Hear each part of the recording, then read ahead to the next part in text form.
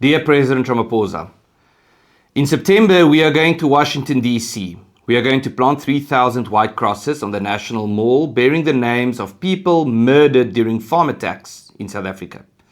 You might recall that when you spoke in New York City in 2018, you said, and I quote, "There are no killings of farmers or white farmers in South Africa."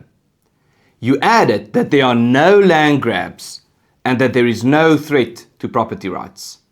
There was, according to you, merely a process.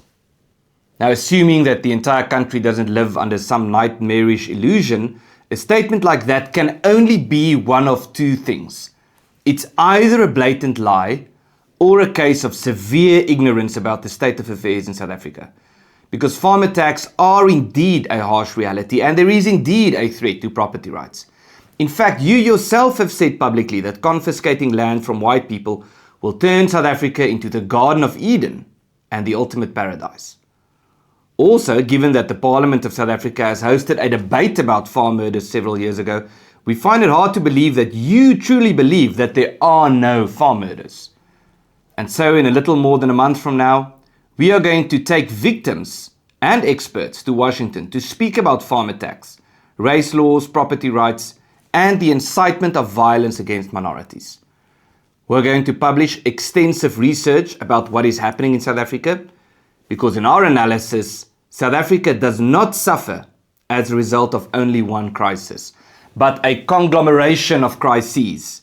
These crises, as far as we are concerned, are symptoms of one deeper rooted crisis, an unsustainable political system that has become too centralized and as a result detached from basic realities but impervious to transparency and accountability.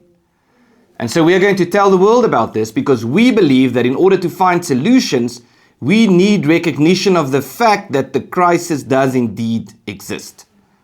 And to be frank, Mr. President, it would not have been necessary for us to do any of this if you, the ANC and the Government of National Unity were open and honest about the state of affairs in South Africa.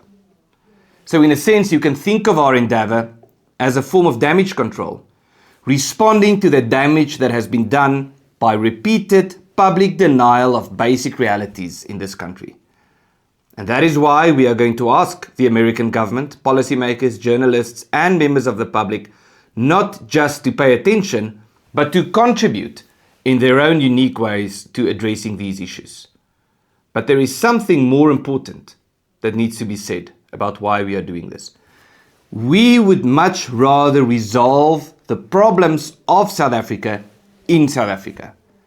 We know that you have repeatedly said this yourself, that people should not speak abroad about local issues, that we should resolve them locally. The Minister of International Relations has said the same. Whenever international criticisms of the South African government intensifies, the response is that these are South African matters and that we as the people of South Africa should resolve them among ourselves. Now, in principle, we agree. In fact, we suspect that we agree more with this sentiment than you do. The problem is that this requires somebody on the other side of the table. In January, we wrote to you about this. We asked you to discuss the growing governance crisis in South Africa, the deterioration of relations between communities and the state, the need for constitutional reform, decentralization and self-governance, and the increasingly strained relationship between South Africa and important international partners. Our position was and remains that the problems facing South Africa are deeper than disagreements about policy. And that is why we need to talk. Not because we expect everyone to agree with us. In fact, diversity implies disagreement. Not because we expect you, the ANC or the Government of National Unity suddenly to adopt our worldview, but because serious disagreement is precisely when dialogue becomes necessary. And yet, Mr. President, you are inaccessible. Your cabinet is inaccessible. Your parliament is inaccessible. Your courts are, in some important ways, inaccessible. Yet government tells us that we should talk to one another at home. while those who actually want to raise fundamental questions about the political order cannot even get into the room. We know that you recently announced a national dialogue which, according to early estimates, was due to cost 740 million rand. But according to some later figures, was brought down to a mere 441 million. Now, dialogue is important, but the national dialogue was not much more than window dressing. Not only did nothing change, more importantly, it was not much more than a conversation among people who already accept the basic ideological premises of the current political project, while merely disagreeing about how to effectively implement this project. That is not a genuine national dialogue. It implied that you can only sit at the table if you agree on how the table is set. But those who believe that the table isn't set properly are not welcome. A genuine dialogue must include those who question the premises. And so, Mr. President, you need to understand that when people cannot be heard in Pretoria, they will eventually be heard somewhere else. The White Cross project does not exist simply to explain what is happening in South Africa. We are not seeking conflict with the South African government, and we're not there to complain. We are seeking solutions, peaceful and constitutional solutions. Mr. President, there is still an opportunity to change this. You still have the opportunity to meet with those who are raising these concerns. You can still listen to the families affected by farm murders. You can still listen to communities that experience racial legislation not just as some abstract policy debate, but as a form of exclusion. You can still listen to valid concerns about the future of property rights in South Africa.